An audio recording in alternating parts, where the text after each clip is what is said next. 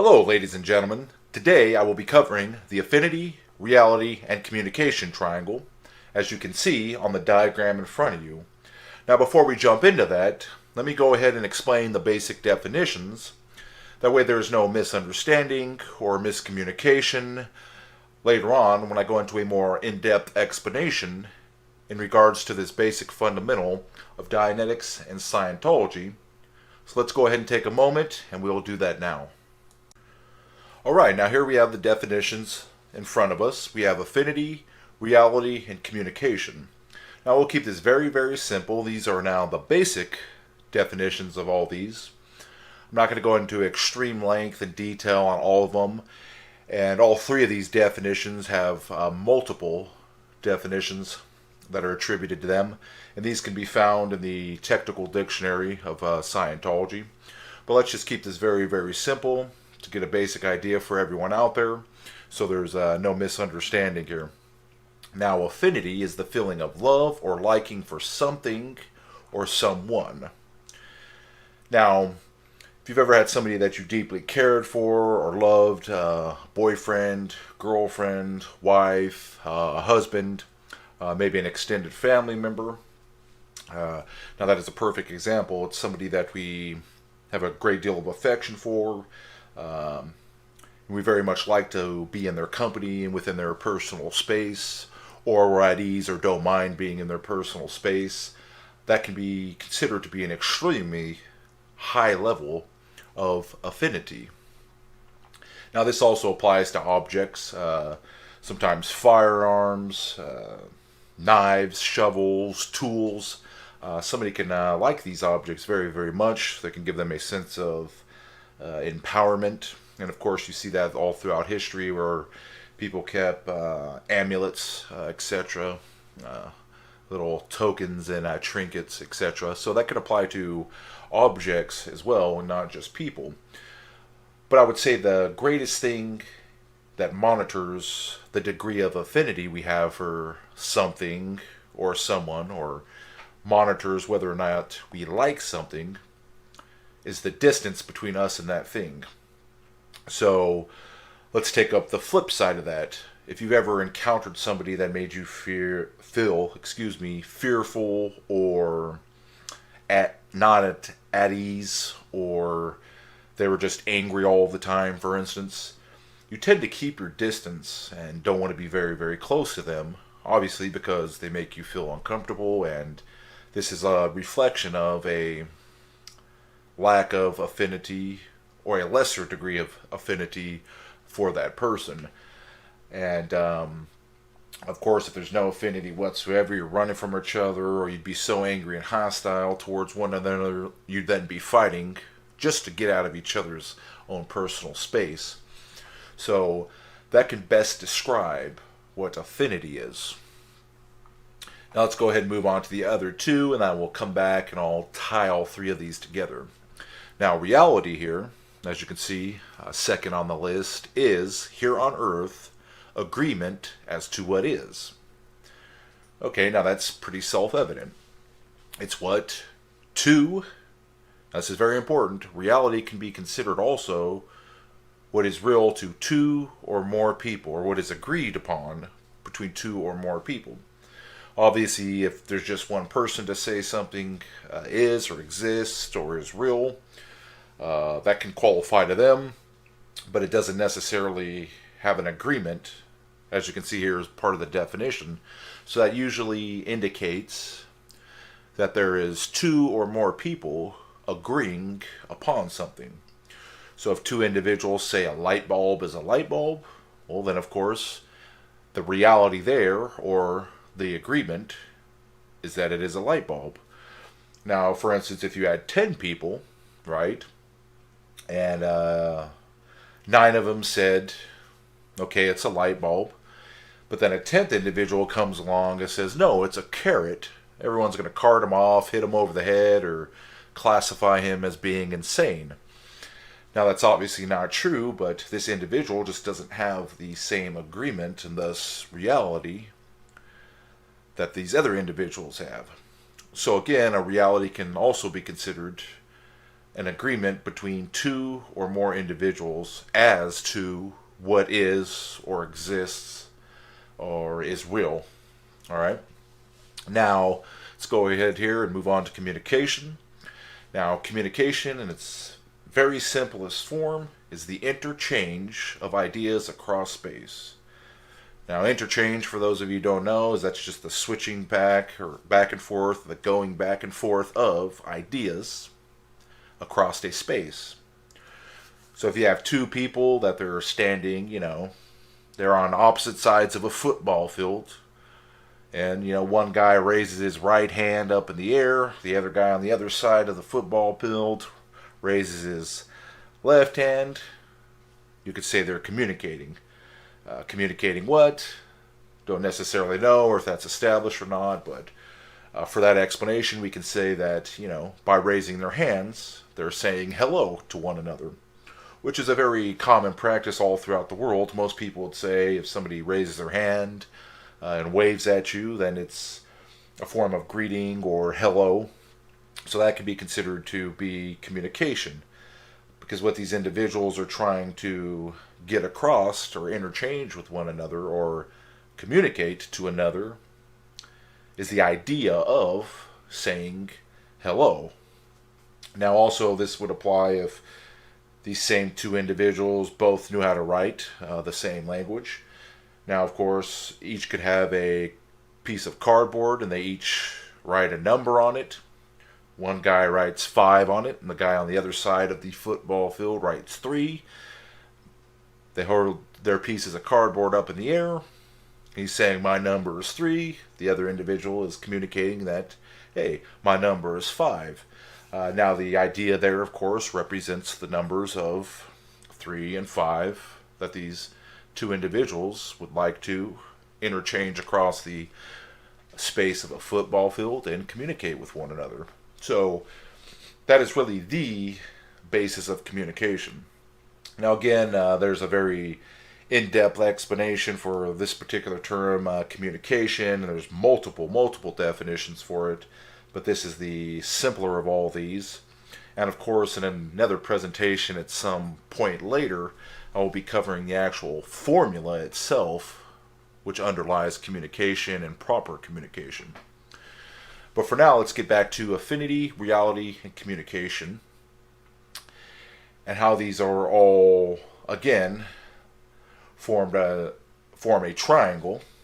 As you can see in this next example here, we again have the affinity, reality, and communication triangle. Here you have A for affinity, R for reality, and C for communication. Now, even though you can't necessarily see it here, usually communication would be the longer of the sides. Reason being is usually a lot more communication goes into these than anything else, but I'll get to that in a moment. So we have affinity, reality, and communication. These these three principles all rely upon one another, and thus you get the triangle. It means that in order to have affinity here, in order to like something, you have to be able to agree with it or have some type of understanding on it, and thus you have reality. Then you also have to be able to communicate to it or with it, right? To like that. If you have a person, for instance, that you cannot speak with because they won't answer you, obviously you can't have affinity, or you cannot like that person whatsoever because they will simply never talk with you. Another side of that coin is, well, even if someone's willing to communicate with you, if you can't agree really with anything that they are saying or doing, you don't understand them. You have no agreement with them. You have no reality. They're not really real to you because your experience set, or what's real to you, or what you've agreed upon or have had experience with before, does not match what they have. So therefore, you both have no reality with one another. So therefore, you cannot, again, have affinity for them and like them. So for the auspices, or excuse me, for the purpose of this explanation, in order to have affinity, or for this affinity to go up and for you to like something or someone even more, you have to have the agreement and reality with them. You have to be able to communicate with them. There has to be communication there. So, and again, if you to have reality on somebody, there has to be some type of liking or feeling for them, along with some communication.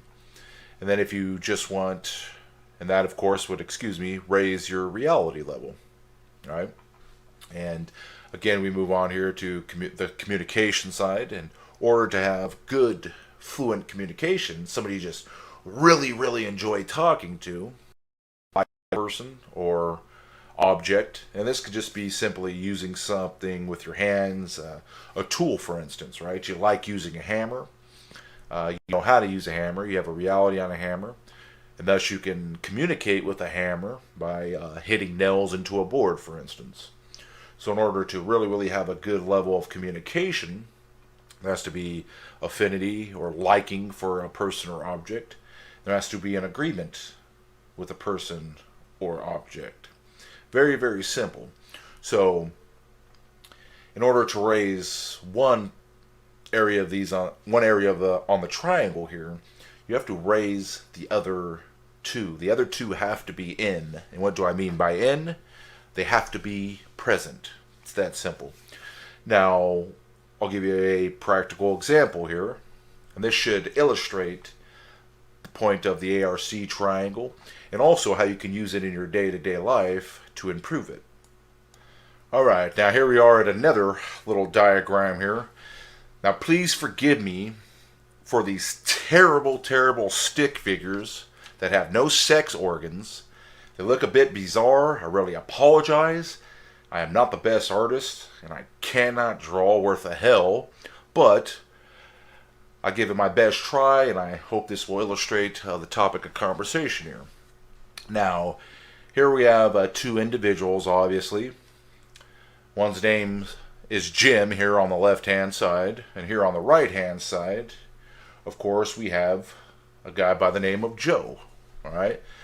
Now, these things they have in each of their hands, got the P's on them, of course. They're phones. Now, let's just say these are iPhones, okay? Joe has an iPhone that he likes to use very, very much here. And Jim has an iPhone that he really, really likes to use, okay? Now, let's say Joe here, he's never met Jim before, okay? Well, let's just say he's off here, and this arrow down at the bottom represents, let's just say they're 15 feet apart, okay? Let's say they're waiting to take the bus, they're at a bus stop, they're each traveling to their different destinations, and Joe here spots Jim, on his iPhone. And of course, there's 15 feet of distance between them, and he says, "Oh, wow, Jim's got an iPhone." So he walks a bit closer to Jim and says, "Hey, you got an iPhone." All right. Now, when Joe here initially saw Jim, okay, with his iPhone from a distance, he automatically had a bit of affinity, potential affinity, and liking because he likes his iPhone. He said another person here, Jim, with an iPhone. He also has reality on Jim, or at least Jim's iPhone, because he owns one personally. He knows how to go through all the apps. He knows how to use all the different features of the iPhone. So therefore, it's something he understands and can have an agreement upon. So all that is lacking here, right, for these elements to go up, for Joe at least, for Joe's reality and affinity to go up, is he needs to put his communication in. Okay? Very, very simple. He sees Jim here, right? Walks up to him and says, "Hey man, I noticed you got an iPhone." Now he initiates or begins communication. Now automatically, Jim brightens up, looks up, he smiles, his affinity goes right up. Now Jim has a feeling of liking for Joe because he's brought up the iPhone, which Jim is also familiar with because he owns one. He has the reality on it. He understands all the features, right? And now he's communicating. So he simply says, "Hey, yeah, man, They start talking. He says, "My name's Jim," and then Joe says, "Hey, my name's Joe." They both say, "Hey, I'd like to meet you." Then they go about back and forth communicating, right? And if all goes well and there's no disagreements or anything else, then their reality is going to go up, the communication is going to continue to go up, and the affinity's going to continue to go up. All right? That's simply how this works.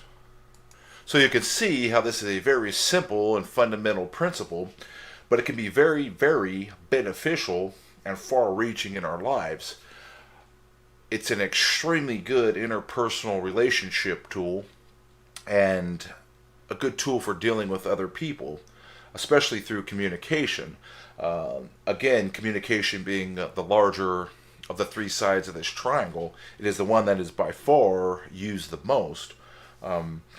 So, communication being very, very important, you can thus use communication even if you don't necessarily agree with somebody or like them or what they're saying. You can find something, for instance, that you do like about them or could admire. And of course, that will bring your affinity, reality, and communication up so you can engage in a conversation. And even being that you don't necessarily like an individual, you could just say, hey, well, even though I dislike them, for instance, they're very hardworking, etc. So your affinity can go up for them. And then, of course, you can then, using that plus communication, you can then find an agreement or a common ground. You can say, even though I don't like Walter, my coworker, for instance, he does show up on time every day and does his job. So then I can go communicate with Walter and say, hey, man, you mind covering this shift for me, or do you mind helping me do this? And then you can establish a reality with one another. Even though you don't necessarily like them naturally, given, right? You don't like them naturally like you would a loved one or a potential spouse or a potential romance. You would find something or some trait or that you could like about the person and thus have affinity for. Same thing with reality. We can usually always find something to a degree that we can agree with somebody. It's very, very rare that you can't find some type of common ground that every single thing somebody says that there's just no compromise or it's something that you just simply cannot agree with. You can usually always find something to a degree with someone that you can agree with them and have a reality with the individual. And of course, communication is just really a matter of desire and willingness. If somebody desires or has the willingness to communicate with another person, they can simply go out and communicate with them. Of course, I guess you can assume there's the factors of whether or not somebody has the good communication skills or the best communication skills, but it's really just a matter of going and saying hello to somebody. So, as a practical example, if you're out and about and you don't know anybody, but you have a random individual. Let's say you're in a bookstore, for instance. Everybody's going around, they're looking at the books. You got people having their coffees. Maybe there's even a Starbucks attached to it. Maybe it's a Barnes and Noble type bookstore. Of course, people are looking at magazines. People are getting books. They're making purchases. Now, let's say you're really, really into Stephen King or one of these other popular authors, or L. Ron Hubbard, for instance. And then you go and you see somebody picking up and looking at, breezing through, or reading a title, or a book title, or an author that you are familiar with. Now, you don't have to know the person, but you can say, hey, oh, they read my same author. And guaranteed, you're probably going to smile to yourself a little bit and kind of chipper up like, oh, and be interested in this individual because you're, of course, there's affinity there and reality, right? Because the author or the title or that particular book are already real to you. You've already read that, so you understand it. And thus you can have an agreement with that person if you begin to discuss it. Granted, they've already read it, but they may have not. And so now you have affinity. You can like that person. You have a basis for agreement and reality with them, thus being the book or the same author. So now the only factor that is missing that you can improve upon and raise is the communication. And that's simply done by going up to them and saying, hey, my name's Joe. Hey, my name's Mary. My name's Jim. I noticed you're, reading said author, or you're reading this author, and then you go ahead and you speak with them. Now, communication goes up. You have affinity, reality, and communication. Next thing you know, you're exchanging phone numbers and you're becoming fast friends. Now, there you have it, ladies and gentlemen. That is the affinity, reality, and communication triangle. I hope my explanation has been extremely helpful to you. If you have any questions or comments, please get in touch. As always, it's thetastatic20@gmail.com. You could find my blog and the downloads and other materials and news on lronhubbardrising.com. And as always, ladies and gentlemen, I will talk to you again soon, and onward and upward.